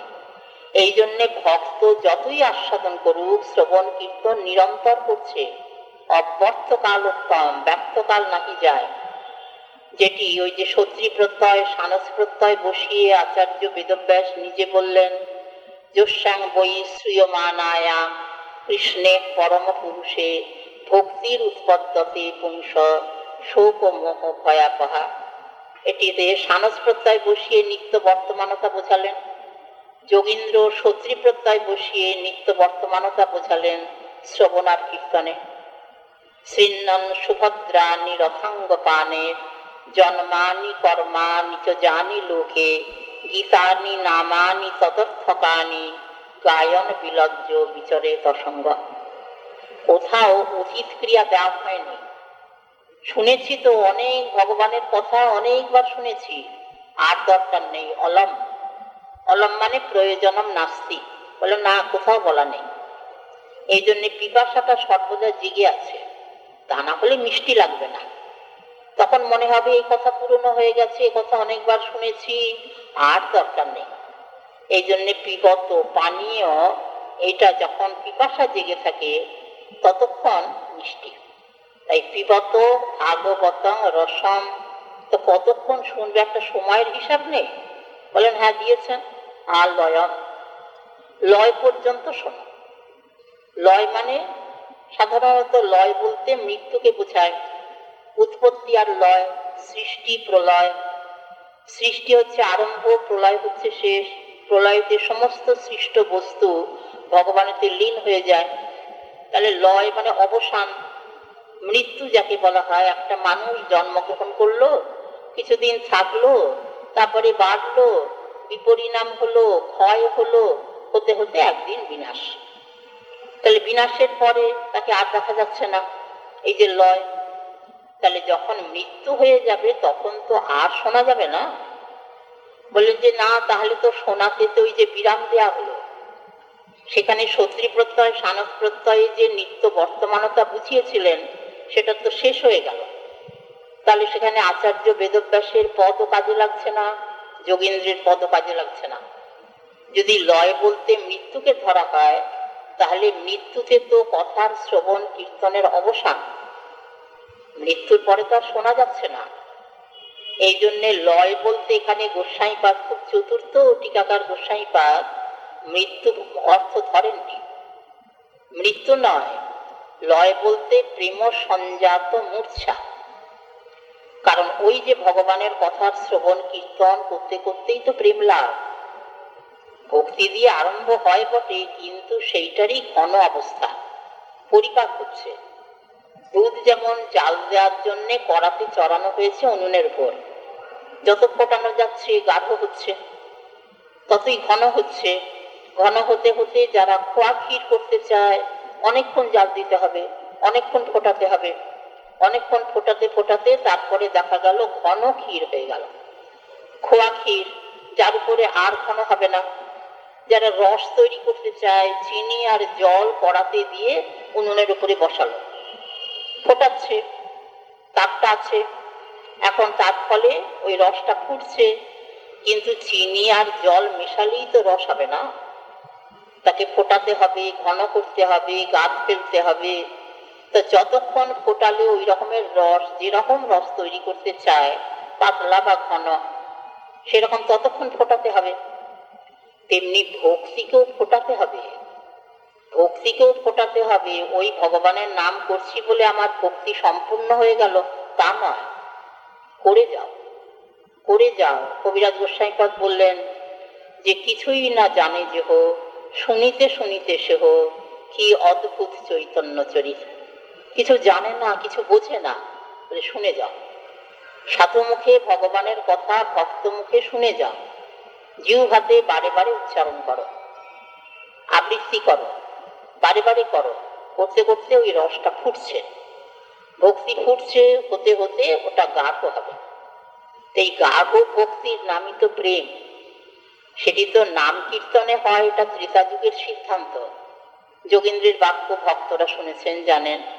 এবং ব্রত সক্রিয় নাম কীর্তা জাতানুরাগ দ্রুত চিত্ত উচ্চয়ী হসত্তথ রোদিতি রৌতি গায়ত্তুন্মাদবন নৃত্যতি লোকবাহ্য। এই ভক্তিরস ফুটে ফুটে যখন ঘনতম অবস্থা প্রেম লাভ, তখন ওই নাম কীর্তনই হলো। তাহলে নাম কীর্তন হতে হতে যেন প্রেমোদয়, প্রেমেতে মূর্ছিত অবস্থাটা আছে। প্রেম হলে পরে বাইরের চৈতন্য হারিয়ে যায়। এই জন্যই শুকদেব খুব সাবধানে কথা বলেছেন। একে তো রাধারানীর নিষেধ আছে, সেই অনুযায়ী নিষেধাজ্ঞা পালন করেছেন, রাধাদি গোপরামার নাম করেননি। আর একটা কারণও আছে। আর একটা কারণ কি, যে শুকদেব দেখলেন যে রাধারানীর নাম যদি জিহ্বায় উচ্চারণ করে বলি, তাহলে বাইরের চেতনা থাকবে না, এমনই প্রেম সঞ্জাত অবস্থা হবে যে চেতনা হারিয়ে ফেলবেন, মূর্ছিত হয়ে পড়বেন। এমনি শুকদেব মাঝে মাঝে মূর্ছিত হয়ে পড়েছেন। শুধু শুকদেব নিজে নন, তিনি তো স্বচ্ছ হৃদয়, স্বচ্ছ জিহ্বা, স্বচ্ছ চিত্ত, এ তো হবেই। তার কৃপা বলে মহারাজ পরীক্ষিতকেও ওই অবস্থা দিয়েছেন। এটা শুকদেবের কৃপার দান, যে জন্যে মহারাজ পরীক্ষিত মাঝে মাঝে মূর্ছিত হয়ে পড়েছেন। যে মূর্ছা শুকদেবকে সম্বোধন করে ভাঙাতে হয়েছে, ওই যে বেণুগীত প্রসঙ্গেই একটি কথা আছে না, ইতি বেণুরবং রাজন সর্বভূত মনোহরম। এই যে বেণুগান বলবেন শুকদেব, ওপর আমাদের গীত, কিন্তু পরে শুকদেব বলেছেন মহারাজ পরীক্ষিতের কাছে, শুকদেবের মনীষাতে ধরা আছে। সেইটি যখন উচ্চারণ করছেন যে গোপর আমাদের এই যে বেণুগান বেণুরব, এটা শুনুন মহারাজ। এই যে বেণুরব, তার বিশেষণ দিলেন কি, সর্বভূত মনোহরম, সকল প্রাণীকে আকর্ষণ করছে। সেই সকল প্রাণীকে যে আকর্ষণ করে কৃষ্ণের বেণুগান, সেইটি তো গোপর আমাদের কণ্ঠে উচ্চারিত হয়েছে। বনের পশু পাখি কেউ বাদ যায়নি। বনের পশু, গাভীর দল, ময়ূরের দল, পাখি, তারপরে ওই যে হরিণের দল, সবাই বেণুগান শুনছে। এমনকি যারা ওই যে স্থাবর নদী, সেও শুনছে। গিরিরাজ গোবর্ধন স্থাবর পাষাণঙ্গ, সে গলে গেল।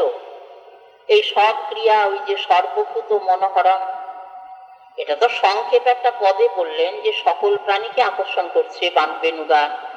তা সেইটারই দৃষ্টান্ত এই বেণুগীতে।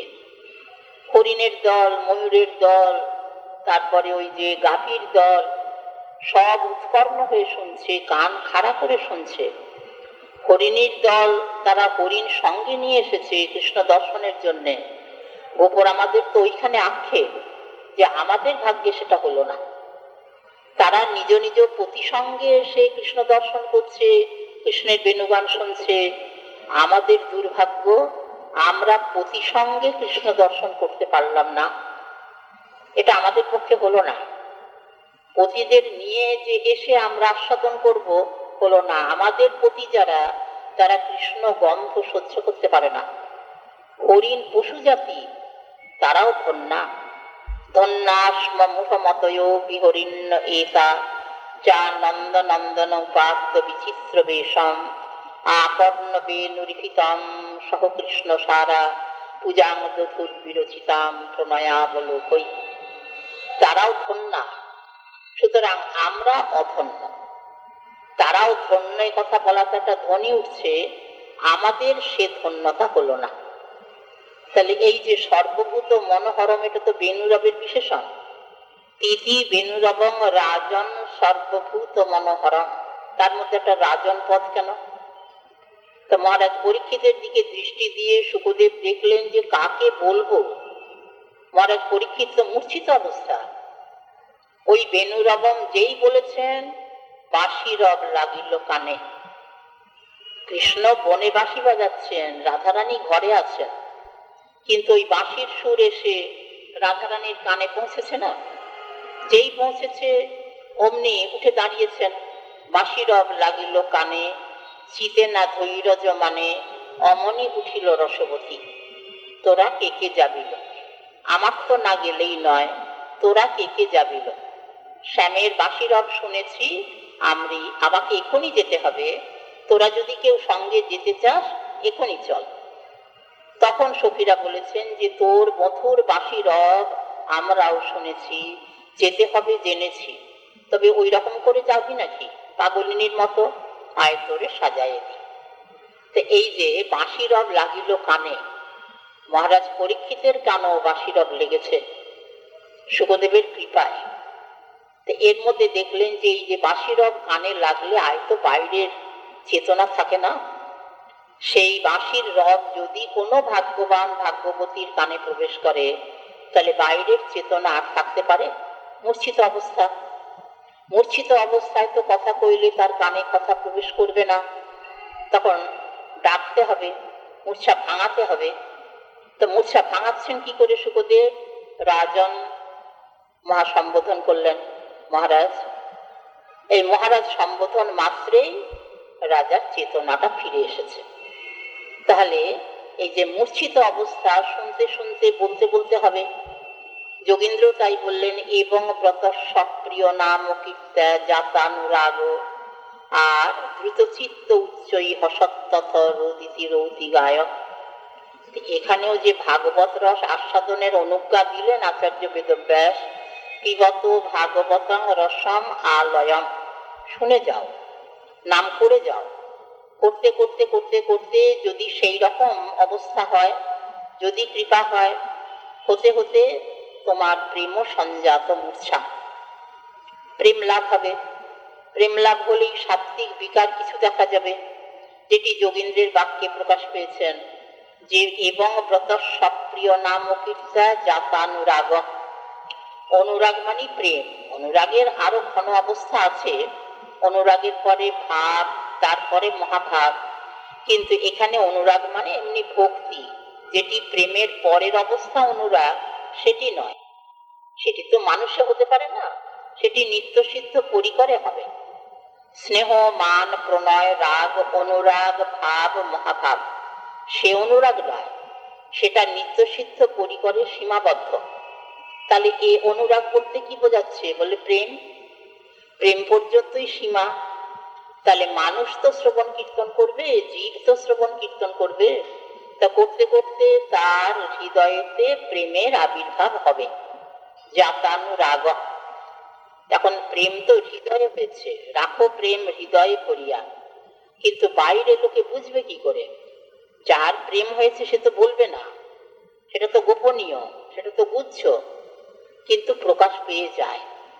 যার মনে খুব ব্যথা, হয়তো সে প্রকাশ করে না, খুব চাপা, কিন্তু চোখে জল দেখে, মুখের বিষণ্ণতা দেখে লোকে ধরে ফেলে। খুব হয়তো একটা আনন্দের উচ্ছ্বাস, সে নিজে বলছে না, কিন্তু মুখে হাসি, মুখখানা ঝলমল করছে, দেখে লোকে বুঝে ফেলে। বাইরের একটা প্রকাশ থাকে। এখানে প্রেম হৃদয়ে হয়েছে, এটা গোপ্য, কিন্তু বাইরের কিছু প্রকাশ আছে। সেই প্রকাশের কথাই যোগীন্দ্র শোনালেন। উচ্চই হসৎপথ রোদিতি রৌতি গায়ত্তন্মাদবন নৃত্যতি লোকবাচ্য। কখনো হাসছে, কখনো কাঁদছে, কখনো আরতি জানাচ্ছে, একবার দেখা দাও, একবার দেখা দাও, হাগৌর প্রাণ গৌর, একবার দেখা দাও, এই বুকফাটা আরতি।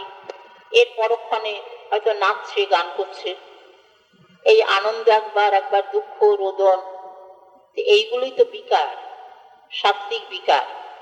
তো সেই সাত্ত্বিক বিকারের সবকটি হয় না মানুষের স্বরূপে, তবে একটি, দুটি, খুব বেশি হলে তিনটি, চারটি এও হতে পারে। যার উপরে যে রকমের কৃপা, যার যে রকমের ভজন। তাই এখানে জাতানুরাগ দ্রুত চিত্ত উচ্চই হসৎতথ রোদিতি রৌতি গায়ত্তন্মাদবন নৃত্যতি লোকবাচ্য। বলেন উন্মাদবধ, উন্মাদের মতো। উন্মাদবধ বললেন, উন্মাদ বললেন না কেন? টিকাকার গোস্বামীপাদ বলছেন নত উন্মাদ, উন্মাদবধ। বলেন বধ বললে একটুখানি তফাৎ হয়ে গেল, একটু অন্যরকম হয়ে গেল। পদ্মের মতো মুখ, পদ্ম নয়। পদ্ম হলে আর বধ লাগতো না। বধ বলতেই পদ্ম নয়, এটা বোঝা যাচ্ছে। তেমনি উন্মাদ বধ যখনই বলছেন, তখন উন্মাদ নয়, এটা বোঝা যাচ্ছে। লোকে বলে না সেই রকম, সেই রকম মানে সে নয়। কাজে উন্মাদ বধ বলে তফাৎটা কি? হাসা, কাঁদা, নাচা, গাওয়া একই রকম তো। বলেন যে অনেক তফাৎ। অনেক তফাৎ মানে যে মস্তিষ্ক বিকৃত, তাকে তো লোকে বলে পাগল, উন্মাদ, মাথাটা খারাপ। সে কি করে? বলেন বস্তু বোঝে না, অবস্তুকে বস্তু জ্ঞান করে, বস্তুকে অবস্তু জ্ঞান করে। বস্তু মানে ভগবান এবং ভগবানের সম্পর্কিত যা কিছু, যেটা গ্রহণ করা চলে, সেইটাকে ছেড়ে দেয়। গ্রাহ্যকে ত্যায্য বুদ্ধি করে, আবার বিপরীতটাও হবে। গ্রাহ্যকে যদি ত্যায্য বুদ্ধি করে, যেটা গ্রহণ করা উচিত সেটাকে যদি ছেড়ে দেয়, নেয় না, তাহলে যেটাকে নেওয়া উচিত নয় সেইটাকে নেয়। এটা তো সহজ কথা। ত্যায্যকে যদি গ্রাহ্য বুদ্ধি করে, তাহলে গ্রাহ্যকে ত্যায্য বুদ্ধি করবে। বস্তুকে যদি অবস্তু বোধ করে, তাহলে অবস্তুকে বস্তু বোধ করবে। যেটা আমরা ছেড়ে দিই সেইটা পাগলে নিয়ে নিয়ে বেড়ায়। অত যত্ন করে পুঁটলি বেঁধে, ছেঁড়া কাপড়, বোতল ভাঙা কুচি, সেই সব নিয়ে ওই পিঠে করে, মাথায় করে বয়ে বয়ে বেড়াচ্ছে। এগুলো কি আদর করে নিয়ে নিয়ে বেড়ানোর কথা? এগুলো তো ত্যায্য, মানুষ ঘর পরিষ্কার করবার জন্য ফেলে দিয়েছে পথে। সেইগুলো পাগলে তুলে নেয় কেন? বলেন ওইগুলো কি মনে করে খুব আদরের।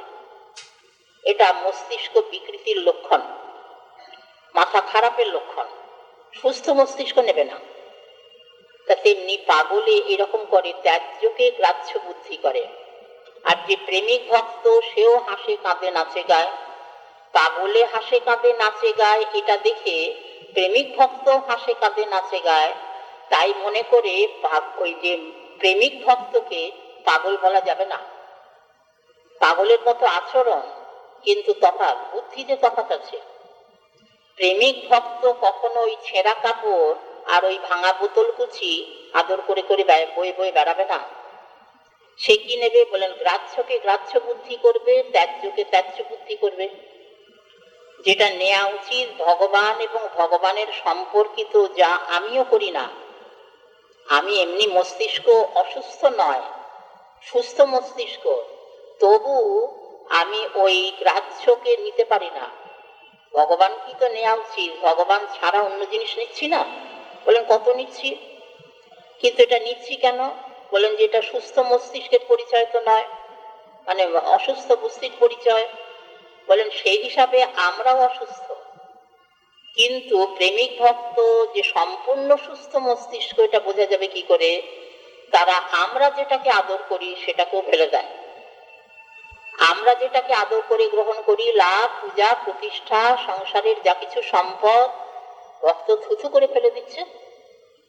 সাধুরা থুথু করে ফেলে দিচ্ছে, প্রেমিক ভক্ত থুথু করে ফেলে দিচ্ছে। এতে আমার দরকার নেই, মলবৎ ত্যাগ করছে। রাজর্ষি ভরতের চরিত্রে দৃষ্টান্তেতে উপমা দিলেন শুকদেব যে মলবৎ জহৌ মলবৎ উত্তম শ্লোক লালসা। কারণ তারা ওজন করে দেখেছে যে আস্বাদনের দিক দিয়ে অনেক তারতম্য। ভগবানের রসের যে আস্বাদন, এর কাছে এই যে জাগতিক যে সুখের আস্বাদন লাগে না, তুচ্ছ, বিস্বাদ, বিরস। কাজে এটা নেব কেন? সেটা থুতু করে ফেলে দেয়। এমন আস্বাদন পেয়েছে, এমন আনন্দ পেয়েছে, যার কাছে ওই একমাত্র ভগবান এবং ভগবানের সম্পর্ক ছাড়া আর সব বিস্বাদ। তদ রসামৃত তৃপ্তস্য নান্যস্বাদরধিক ক্বচিৎ। ওই যে বললেন না যে সব বিরস হয়ে যায়, সব বিরস হয়ে যায়, এমনকি মুক্তি পর্যন্ত। অভব কি ফলগু। রাজর্ষি ভরতের চরিত্র তুলে ধরেছেন শ্রী শুকদেব শুধু বৈরাগ্য দেখাবার জন্য। বৈরাগ্যের চরম দৃষ্টান্ত। যো দুস্তজান ক্ষিতিসুত স্বজনার্থ দ্বারান প্রার্থাং শ্রিয়ং সুরবরৈ সদয়াবলোকাম নৈচ্ছন নৃপস্তদচিতং মহতাং মধুদ্দীট সেবানুরক্ত মনসাম অভব বিফলগু। লোকে মুক্তি তো নেবে, বলেন মুক্তি অভব মানে মুক্তি, সেটাও ফলগু মানে অসার। তাহলে কতদূর পর্যন্ত আস্বাদন হয়েছে, যে আস্বাদনের কাছে মুক্তির আস্বাদনও তুচ্ছ হয়ে গেছে। তাহলে সব ফেলে দিয়েছে, এমন একটা আনন্দের সন্ধান পেয়েছেন। সেই আনন্দের সন্ধান পাওয়ার পরে আর কিছু ভালো লাগবে? তাহলে ত্যায্যকে গ্রাহ্য বুদ্ধি শুধু নয়, গ্রাহ্য আমরা যেটা মানে গ্রহণ করি সেটাকেও ত্যায্য বুদ্ধি। এই গ্রাহ্য বুদ্ধির দাম, এই গ্রাহ্য বুদ্ধিরই আস্বাদন। তাহলে সেই উন্মাদ বধ, তাহলে হাসা কাঁদা নাচা গাওয়া এটা ঠিক আছে। ওই যে বিশ্বকবির একটি কবিতা আছে না, যার লাগি রাজপুত্র পড়িয়াছে জীর্ণ কণ্ঠা বিষয়ে বিরাগী পথের ভিক্ষুক। যার লাগি, কার লাগি সেটা জানি না, তবে যে ভগবানের প্রেমেতে মজে রাজপুত্র পড়িয়াছে জীর্ণ কণ্ঠা। রাজার ছেলের জীর্ণ কণ্ঠা ছেঁড়া কাপড় পরার কথা, কিন্তু পড়েছেন না বৈরাগীর বেশ। রূপ সনাতন, রঘুনাথ দাস গোস্বাইপাদ, যত বৈরাগী আছেন তারা ওই যে জীর্ণ কণ্ঠা, এমন কি আনন্দের সন্ধান পেয়েছেন, যার লাগি পড়িয়াছে জীর্ণ কণ্ঠা বিষয়ে বিরাগী পথের ভিক্ষুক। যত ঐশ্বর্য, মন্ত্রিত্ব, কত রাজ সম্পদ সব থুথু করে ফেলে এসে কি নিয়েছেন? বলেন ভিক্ষুকের বেশ।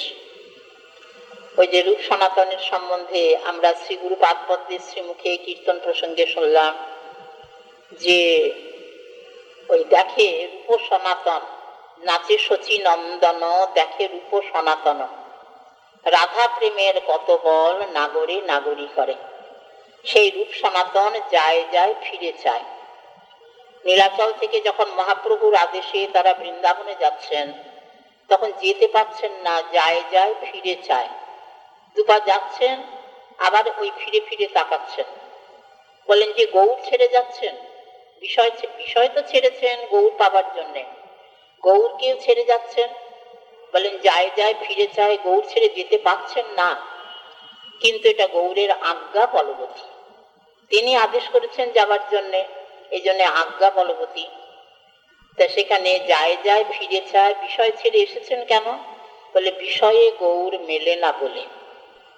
এইটাই কারণ। বিষয়েতে কোনো অভাব ছিল না, কিন্তু বিষয়ে গৌর মিলবে না তো, এই জন্য সব ছেড়ে দিলেন।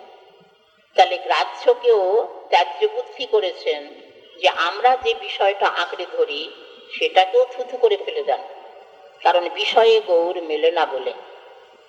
তাহলে সেই যে যোগীন্দ্রের বাক্য, তাই এখানে উন্মাদ বধ নত উন্মাদ, সেই প্রেম লাভ, এই যে জাতানুরাগ দ্রুত চিত্ত উচ্চই হসৎ তথ রোদিতি রৌতি গায়ন। তো এখানে আচার্য বেদব্যাস বলছেন যে এই যে পিবত ভাগবতং রসম আলয়ম, যতক্ষণ তোমার প্রেম সঞ্জাত মূর্ছিত অবস্থা না হচ্ছে ততক্ষণ শোনো, ততক্ষণ তো কান খোলা আছে, কান কথা নিতে পারবে। যখন প্রেম সঞ্জাত মূর্ছা হবে তখন কানের দরজাটা বন্ধ হয়ে যাবে। যেমন শুকদেবের কানের দরজা বন্ধ ছিল না, ব্রহ্মজ্ঞানেতেই কানের দরজা বন্ধ, আর গোবিন্দ প্রেমে তো কানের দরজা বন্ধ হবে। সেখানে তো প্রাকৃত কোনো সম্পদ যাবেই না। শুকদেবের সেখানে ভগবানেতে প্রেম নয়, শুধু ব্রহ্মজ্ঞান, আত্মজ্ঞান, সেই আত্মারাম, সেইখানেই ভগবানের লীলা কথা প্রবেশ করছে না। এখানে ব্যাধেরা তো গান করছে, কিন্তু সেই কথা বর্হা পীরং নটবর বকু করণয় কর্ণিকারম বিভ্রত বাস কনক কপিসম বৈ জয়ন্তিং চমালাম রন্ধ্রান বেনোর অথর সুধয়া পূরয়ন গোপবৃন্দৈর বৃন্দারণ্যম শপথ রমণম প্রাবিশদ গীত কীর্তি। এত যে কথা হচ্ছে ফেরত গোষ্ঠীর শ্লোক, শুকদেব কানে শুনতে পাচ্ছেন না, কানের দরজা বন্ধ, কোনো ইন্দ্রিয় কাজ করছে না।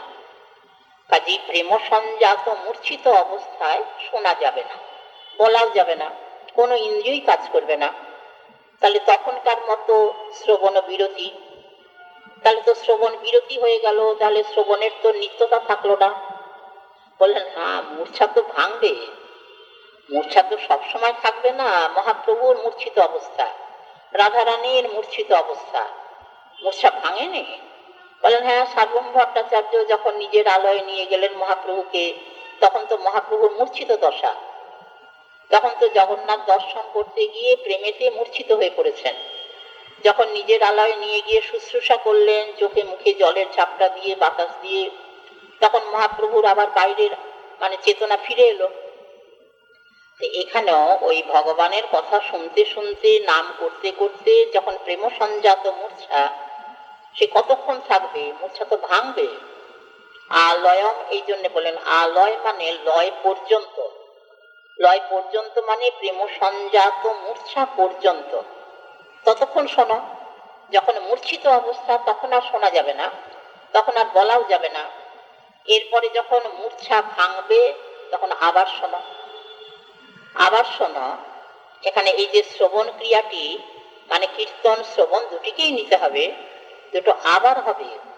মূর্ছা যেই ভেঙে গেল তখন আবার শুনবে, বেশি করে শুনবে, আগ্রহ নিয়ে শুনবে, বেশি করে জিহ্বায় উচ্চারণ করবে, আস্বাদন পেয়ে গেছে। কাজে মুহ কথাটা আছে, আবার আলয়ম আছে। লয় বলতে মৃত্যু নেওয়া যাবে কি করে?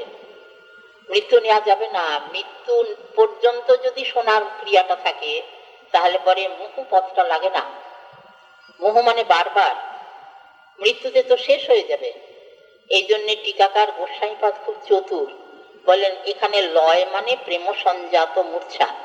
মূর্ছা যখন ভাঙবে তখন আবার শোনো, আবার শুনতে শুনতে মূর্ছিত অবস্থা, তখন শ্রবণ বিরতি, তখন আর শোনা যাবে না। তারপরে আবার যখন মূর্ছা ভাঙবে তখন আবার শোনো। এই মুহুপদ লাগলো, বারবার শোনো। পিবত ভাগবতং রসম আলয়ম মোহরহ রসিকা খুবই ভাবুকা। এখন ফল আমরা পেলাম আচার্য বেদব্যাসেরই বাক্য, গলিতং ফলম পিবত ভাগবতং রসম। আর একটা কথা বলেছেন, রসের পরও আর একটা অবস্থা আছে। রস তো যে কোনো বস্তু, কিন্তু সব তো অমৃত নয়।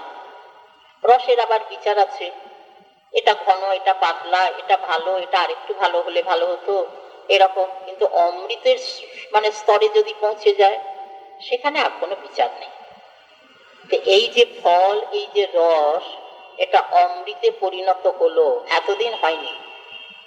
বলে কখনো হলো আবার অমৃত, ভগবানের কথা অমৃত, এটি মূল বাক্য গোপরামাদের।